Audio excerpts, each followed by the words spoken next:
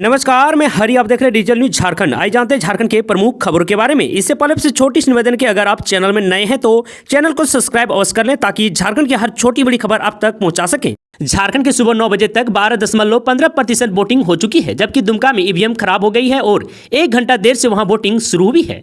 आपको बता दें कि लोकसभा चुनाव के अंतिम चरण में झारखंड की 3 लोकसभा सीटों गोड्डा, दुमका और राजमहल के लिए वोटिंग शुरू हो चुकी है।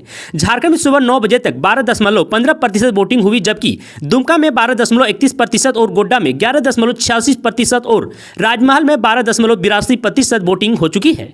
आपको बता दें कि वहीं दुमका के धर्मपुर बूथ संख्या 141 पर ईवीएम खराब होने की वजह से 1 घंटे बाद मतदान की प्रक्रिया शुरू हुई। मतदान में 53 लाख से अधिक वोटर्स 52 प्रत्याशियों की किस्मत का फैसला करेंगे। आपको बता दूं कि निष्पक्ष और भयमुक्त मतदान के लिए सुरक्षा का पुख्ता इंतजाम किया गया है, जबकि किसी भी अनहोनी से निपटने के लिए बाइक सवार क्विक रिस्पांस टीम की तैनाती की गई है। पूर्व में कुछ क्षेत्रों में नक्सल गतिविधि थी, लेकिन वर्तमान में चुनाव वाले इलाकों में नक्सल गतिविधियों का कोई भी खुफिया इनपुट नहीं है। आपको बता दूं कि 3 संसदीय निर्वाचन क्षेत्र गोड्डा, राजमहल और दुमका में कुल बूथों की संख्या 6258 है। इनमें से 489 बूथ शहरी इलाके में है और 5769 बूथ ग्रामीण क्षेत्र में है। तो वहीं 241 बूथों की कमान महिलाओं के हाथों में होगी, जबकि 7 बूथों पर दिव्यांग और 11 पर युवा मतदान की व्यवस्था संभालेंगे, जबकि टोटल 18 बूथ यूनिट हैं। भीषण गर्मी साबित हो रही है जानलेवा। देश भर में हीट स्ट्रोक से 54 मौतें, बिहार में 32 तो उड़ीसा में भी गई 10 की जान। दरअसल आपको बता दूं, देश भर में बढ़ती गर्मी और हीट वेव के बीच अलग अलग राज्यों से लोगों की मौत होने की खबरें सामने आ रही है। अब तक देश भर में भीषण गर्मी के कारण 43 लोगों की मौत हो चुकी है। बिहार में 32 लोग गर्मी के कारण अपनी जान गंवा चुके हैं। वहीं उड़ीसा में भी 10 लोगों की जान गर्मी के कारण चली गई है।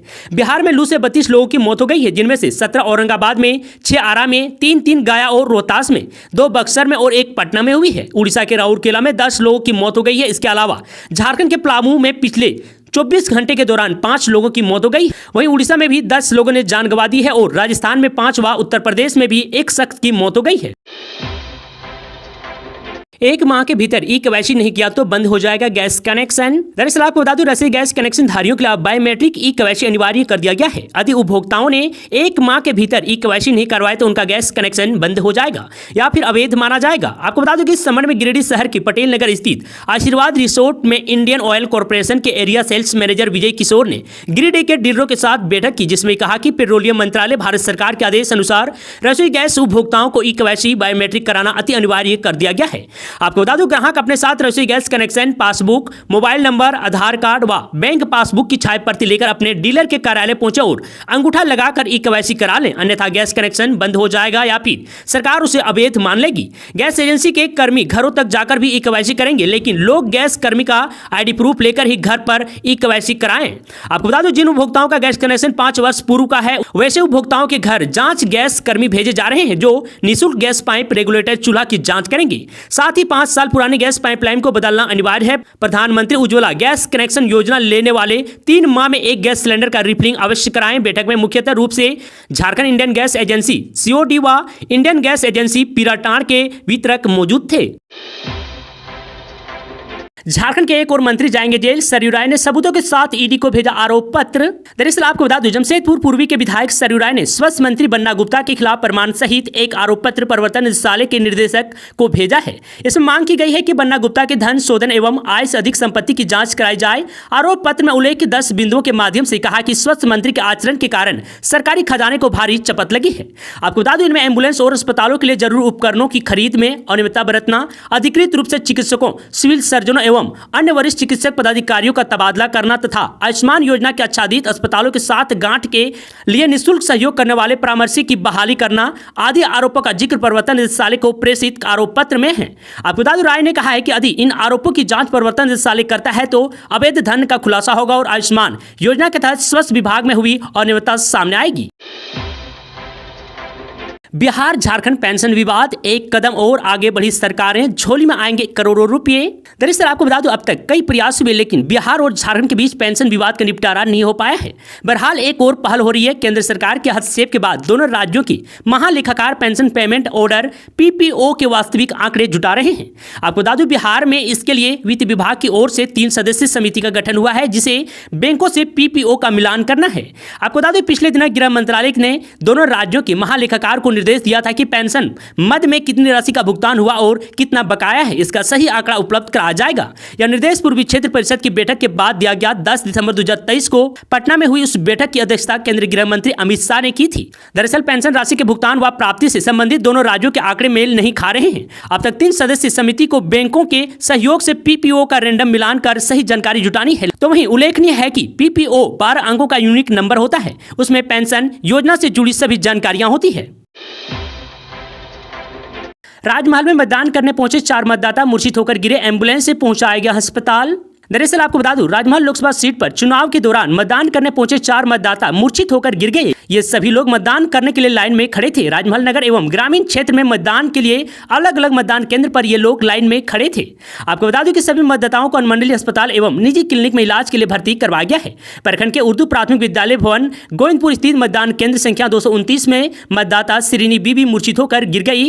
उन्हें सांस लेने में परेशानी हो रही थी। आपको बता दूं कि एम्बुलेंस से आनन फानन में उन्हें इलाज के लिए अनुमंडलीय अस्पताल में भर्ती करवाया गया है। तो वहीं आपको बता दूं कि लोकसभा चुनाव 2024 के लिए मतदान करने के लिए दूसरी ओर लोकसभा चुनाव 2024 के लिए मतदान करने के लिए राजकीय मध्य विद्यालय नया बाजार के मतदान केंद्र संख्या 196 में पहुंची आलवा देवी गर्मी और उमस की वजह से मूर्छित होकर गिर गई। उन्हें इलाज के लिए अनुमंडलीय अस्पताल में भर्ती करवाया गया है। तो वहीं इधर बूथ संख्या 194 में चैन बानो बीबी एवं बूथ संख्या 191 में मोहम्मद इकबाल भी मूर्छित हो गए हैं। इन दोनों को इलाज के लिए अस्पताल में भर्ती करवाया गया है। हालांकि सभी मरीजों की स्थिति खतरे से बाहर है। शनिवार को धूप में नमी तो है, लेकिन उमस भरी गर्मी होने के कारण कतार में खड़े रहने के दौरान मतदाताओं को काफी परेशानी हो रही है। मछलियों से लदा वाहन सड़क पर पलटा, राहगीरों में मची बिखरी मछलियों को लूटने की होड़। दरअसल आपको बता दूं, झारखंड के धनबाद में एक वाहन प्रतिबंधित थाई मांगुर मछली लाद कर जा रहा था। उसी दौरान रास्ते में वाहन अनियंत्रित होकर पलट गया और सारी मछलियां सड़क पर फैल गई। लोगों ने देखा तो मछलियां इकट्ठी कर ले जाने लगा। सूचना के बाद पुलिस टीम मौके पर पहुंच गई और घटना का जायजा लिया। इस मामले की तस्वीर सामने आई है, जिसमें देखा जा सकता है कि किस तरह लोग मछलियां इकट्ठी करने में जुट गई है। दरअसल आपको बता दूं, पुलिस के अनुसार धनबाद के हावड़ा नई दिल्ली नेशनल हाईवे पर प्रतिबंधित थाई मांगुर मछली से लदा वाहन हादसे का शिकार हो गया। तो चाची थाना क्षेत्र में बाजार के पास पिकअप वैन पलट गई। इससे मछलियां सड़क पर बिखर गई। इसके बाद ग्रामीणों में मछली लूटने की होड़ मच गई है। लोग भर भर कर मछलियां अपने घर ले जाने लगे। रोड पर बिखरी मछलियों को लोग भर कर ले गए। तो वहीं इस घटना की सूचना तोपचाची पुलिस को दी गई। मामले के बारे में जानकारी मिलते ही पुलिस टीम मौके पर पहुंची और जायजा लिया। फिलहाल पुलिस ने पिकअप वैन जब्त कर लिया है। अफसरों का कहना है कि मामले की जांच पड़ताल की जा रही है। इस घटना के बारे में वाहन चलाने वाले ड्राइवर सुबोध कुमार ने कहा कि टायर ब्लास्ट हो जाने के बाद गाड़ी अनियंत्रित होकर पलट गई। मछली लेकर बंगाल से बिहार के औरंगाबाद जा रहे थे। चाचा भतीजे पर गिरी बिजली, पड़ोसी के अंतिम संस्कार में गए थे शमशान घाट, 3 की मौत व 2 घायल। दरअसल आपको बता दूं, गुरुवार की शाम हुई बारिश से वज्रपात की घटना में 3 लोगों की मौत हो गई, जबकि 2 लोग बुरी तरह से जख्मी हो गए हैं। इस घटना में पहली मौत जरीडी प्रखंड के कुसुल मुंडू गांव में 22 वर्ष आशा सोरेन की हुई। वहीं दूसरी घटना चंदन कियारी के नुतुंडी गांव में वृद्ध अनूप सिंह के अंतिम संस्कार में शामिल होने गए चाचा व भतीजे की वज्रपात के कारण मौत हो गई। पेंशन रिवीजन को लेकर आंदोलन करेगा कोल पेंशनर एसोसिएशन। दरअसल आपको बता दूं, कोल पेंशनर्स एसोसिएशन की बैठक मुगमक में अध्यक्ष मदन सिंह की अध्यक्षता में शुक्रवार को हुई। इस दौरान विभिन्न मांगों को लेकर आंदोलन करने का निर्णय लिया गया है।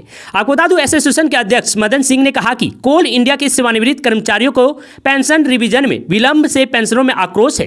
कहा कि पेंशन स्कीम 1988 की धारा 22(3) के अनुसार 3 वर्ष पेंशन रिवीजन का प्रावधान है, लेकिन दुर्भाग्य है कि आज तक इस दिशा में कोई पहल नहीं हुई है। आपको बता दूं कि इससे सेवानिवृत्त कर्मियों को आर्थिक तंगी का सामना करना पड़ रहा है। आपको बता दूं, इस संबंध में एसोसिएशन की ओर से सुप्रीम कोर्ट में दायर याचिका सर्वोच्च न्यायालय द्वारा दिल्ली उच्च न्यायालय में हस्तांतरित कर दिया गया है।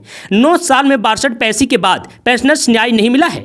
आपको बता दूं कि पेंशनर्स ने मांगों को लेकर अब आंदोलन का निर्णय लिया है। मौके पर कामेश्वर सिंह, पीपी तिवारी, SN केजरीवाल, भोला लाल करन, कामेश्वर सिंह, RN मिश्रा, KN मंडल, भूषण नोनिया, निहाल उद्दीन, SC मंडल, आशानंद सिंह, कुमार शेख, जितेंद्र मिश्रा मौजूद थे।